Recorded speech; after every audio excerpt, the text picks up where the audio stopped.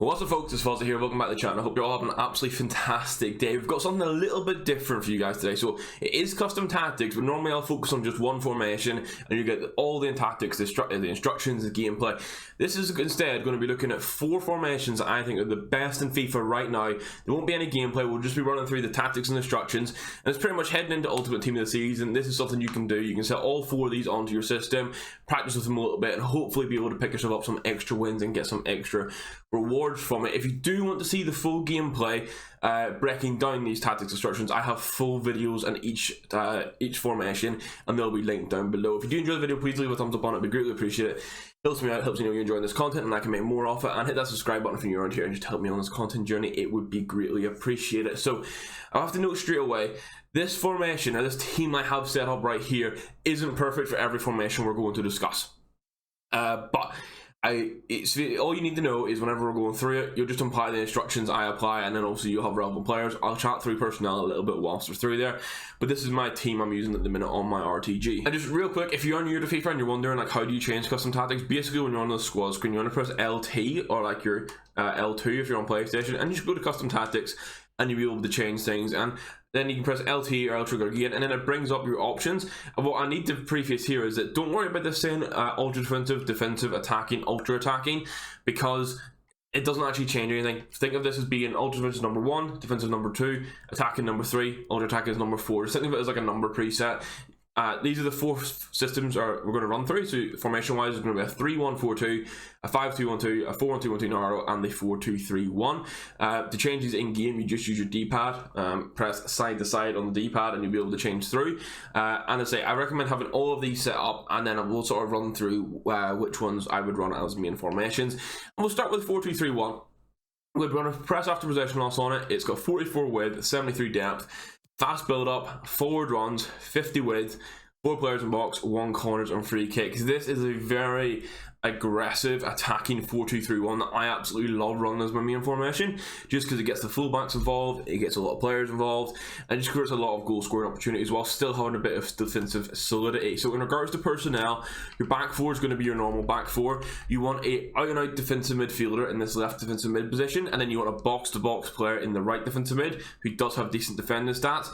Your front 4 is kind of self-explanatory. My setup here isn't perfect for. Ideally you want either 4 pacey central players, or you want 2 wingers to play these wide spots, an actual cam, and then a striker up top.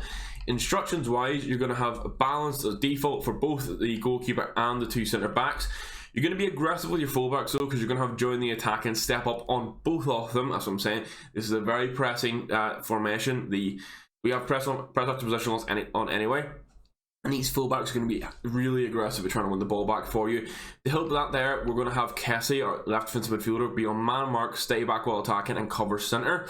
This basically means he'll help to guard the 2 central defenders, and then hopefully prevent any like big breakaways. You should always have at least 3 men there, and you'll be left on 3-on-3s. The only times you might get hit with that is if someone's got 4 players on stay forward, but in which case you should be able to take advantage of that when you're attacking yourself. Your box to box is only going to have cut passive lanes on them, nothing else. You don't want them to stay back or anything. You want them naturally roam with the AI do its job around the pitch.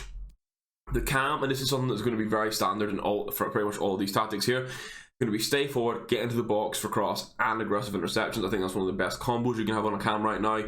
And then the 2 wide cams are going to be just on get into box or cross. Some people do like to put come back on defense on. In this case, as we're playing a high pressing attacking one, I wanted them to sort of be in natural attacking positions all the time.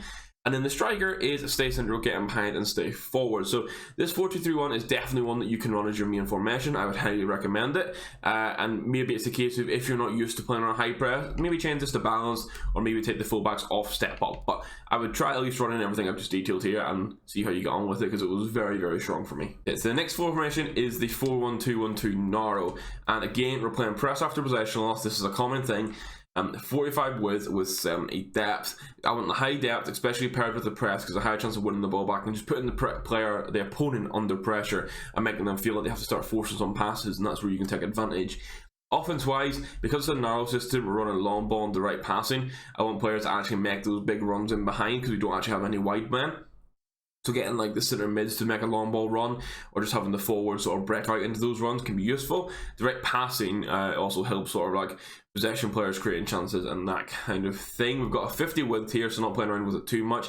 Again, because it's narrow, you can try and force it, but I found that once I exceeded 50 on it, it didn't play as well in game. We've got 4 players in box, 1 corners and 1 free kicks.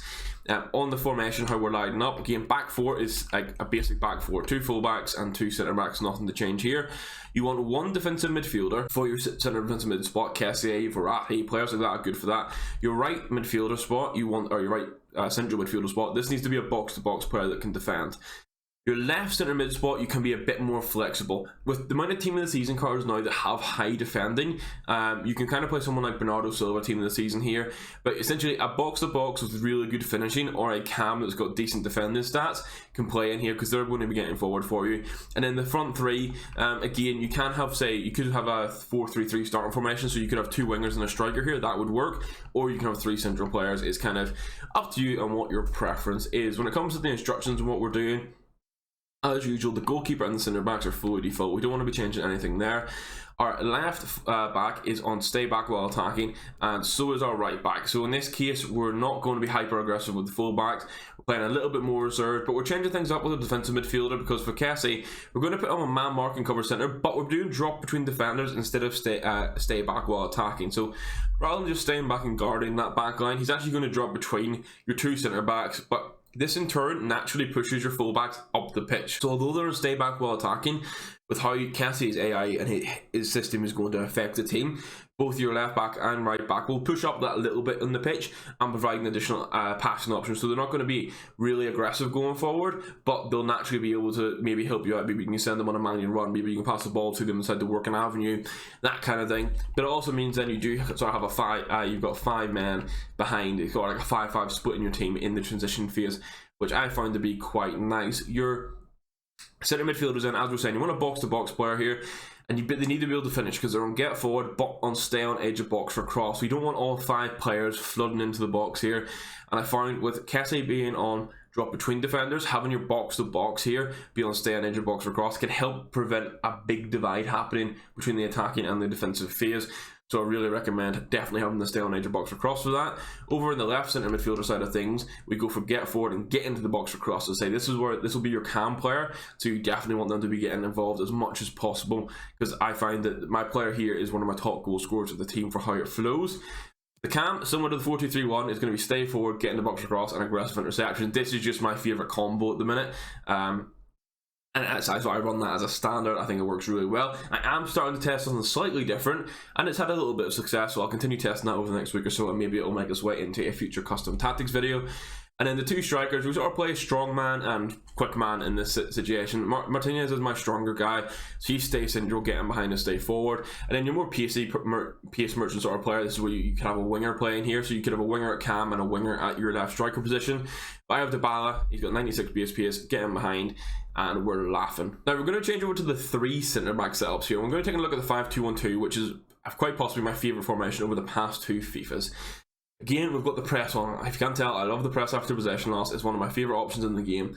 We're going 37 width because we want the centre backs to be a bit closer together, so there's less chance of penetrating through balls coming in. The depth, we're going 68, so we're not quite cracking the 70, but again, we want a high depth, and this is also important, so it means your wing backs are in good starting positions to almost act as wingers. If you play a really low depth here, your wing backs just won't get involved at all. And there's something with how your defenders, normal fullbacks defending wingbacks, the AI doesn't do that well, so you'll find they get into a lot of space. Again, we're running a fast build up, and I do have balance for chance creation, but I do mention in the full video for this, run balance for the first half, and depending how the game's going, you want to be actively analysing. You then want to change into either forward runs or direct passing, depending on how your opponent's playing. Now, this does rely on you actually sort of analysing the opponent and sort of getting an idea for what opportunities you'll be able to get in the second half. If you're not that into depth into FIFA, just keep playing balanced, it'll be fine for you. Obviously, I run it for the first half, but I found that if I could run that and then just made the change in the second half, it means you're not as one-dimensional on the play and can catch the opponent off guard, especially for the first 10 or 15 minutes of the second half when they're not really expecting that shift.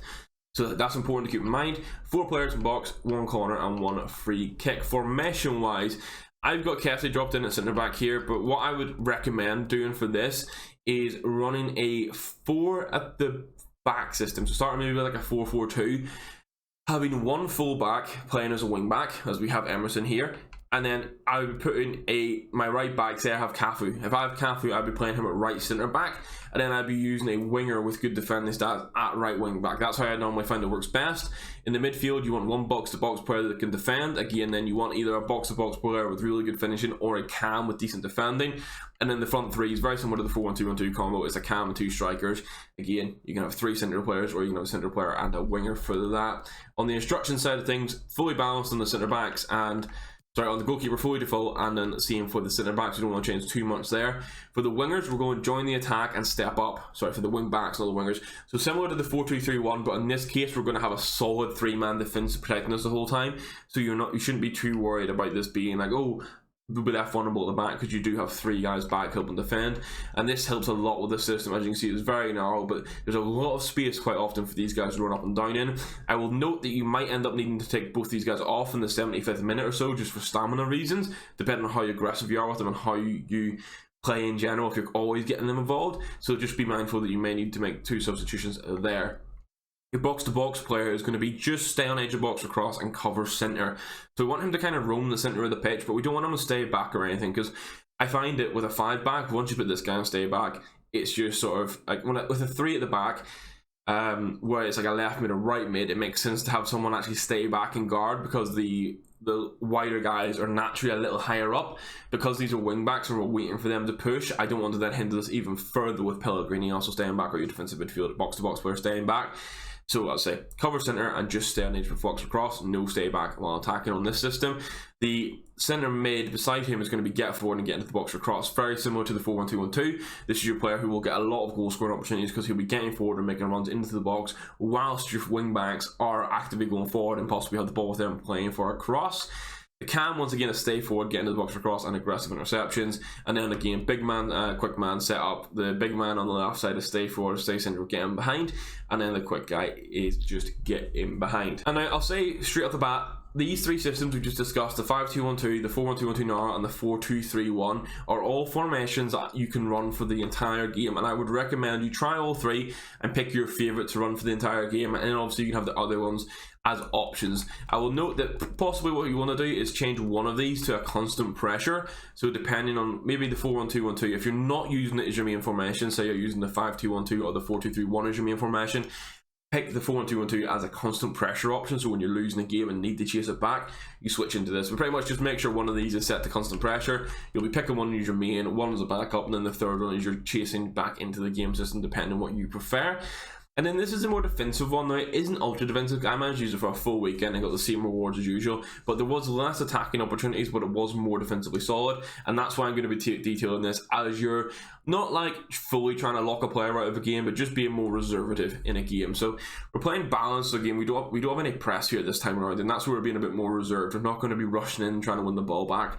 37 width, similar to the 5-2-1-2. It's the three centre back things, and we want to keep that nice and narrow so that there's not through ball opportunities. But the depth is still 63, so we're still playing a high depth, and that's because I don't want to get into the stage. I think in this game especially, if you have a low depth, you're playing drop back, and like your whole team's back defending, it opens up opportunities for the players to start trying to score overpowered finesse shots. So having the higher depth to try and counter this, still have the chance for counter attacks and possibly being able to score, is really good. The build up, we're playing balanced and direct passing. Again, I wasn't want to force it along. I didn't want a fast build up. We're just playing balanced, reserved, not like possession or anything, but we're just going to be like taking our time with it. Direct passing will help as well with the players actively moving for you. So it won't be a case of you pass twice and then all of a sudden, say if you had fast build up or long ball on, like everyone's up the pitch waiting for a big ball to come through. Maybe you only have two defenders left. Having it on balance with direct passing sort of prevents that. We've got 47 width. We've got 47 width here because it is quite a narrow system, as you'll see in a second. So just having that little bit of width while attacking is useful and gets the wide men out. And we've got 5 players in box and 2 on the corners and 3 kicks. You can see here what I mean by narrow. These left mid and right mids don't actually play as high up as this. They probably, I'd say, sit parallel with like the centre midfielders. But you've got 3 centre backs. I would say again, you want 2 centre backs and probably a full back here, and then you want to utilise a full back in the right mid or left mid position with a traditional winger. You want a defensive midfielder, a box to box player, and as we've been discussing, either a cam that can defend or a box to box player that can finish in this case. And then you want your probably 2 strikers in this case, like we have here with Dybala and Martinez. Dybala's obviously a centre forward, but you get the point. On the instruction side of things, it's fully default across the board for the goalkeeper and centre back. We don't want to change anything there. Our defensive midfielder is going to be staying back on man mark. As I discussed in the 5-2-1-2, you don't want to do this, but you can see, sort of looking at this system, you're a little bit more vulnerable on the side. So just having Kessie being able to drop in essentially means that like your left centre back and right centre back, they won't be playing as fullbacks, but they'll push a little bit wider to help cover those spaces, and then you've got a centre back and a defensive midfielder to cover the middle together. Pellegrini in this case for me, the left centre mid, is your sort of box to box player who's just on get forward. They're going to be getting forward and trying to create chances. Because we don't have a cam, I then have the right centre mid on get forward and get into box or cross. And you can note here that because we don't have a cam, I haven't put the box to box player on stay on edge of box or cross, because in this case we only would have 3 attackers with Mkhitaryan at your right centre mid. So you want your left centre mid to also naturally just attack in. Sometimes they get in the box, sometimes they won't, but it'll work quite nicely. Your wide men are come back on defence, cut inside, get in behind and get into box or cross. That's the same for both. Just means they'll be tracking back, and in the defensive phase it actually defends like a 5 at the back system. But then in the attacking phase there'll be a lot of opportunities. Cutting inside works really well in the system. A lot of people just expect you to run it down to the byline and try and cross it, so being able to make that run inside and catch them off guard worked quite nicely. And then the 2 strikers again, a quick man, a strong man. Martinez on the right side, stay forward, stay central, getting behind, and the ball on the left side is getting behind. I want to give a special mention to the 3-5-2 in this system. I would have included it, but I've been reworking that this past week, and we're going to have a full updated version of that coming out on Monday. So keep your eyes peeled for that if you're looking for a 3-5-2 set up to run. But hopefully this was helpful for you guys. Let me know down below in the comments which one of the 4 is your favorite and which one you're going to be trying moving forward. I find the 5-2-1-2, the 4-1-2-1-2 Gnarl, and the 4-2-3-1 to be the best right now, and then the 3-1-4-2 is a really good defensive option if you want to try and see a game out but still have opportunities through counter attack. So I say guys, hit the like button if you enjoyed this video, hit that subscribe button if you're new around here and help me on this content journey, and thank you very much for watching. I'll see you in the next one. Goodbye.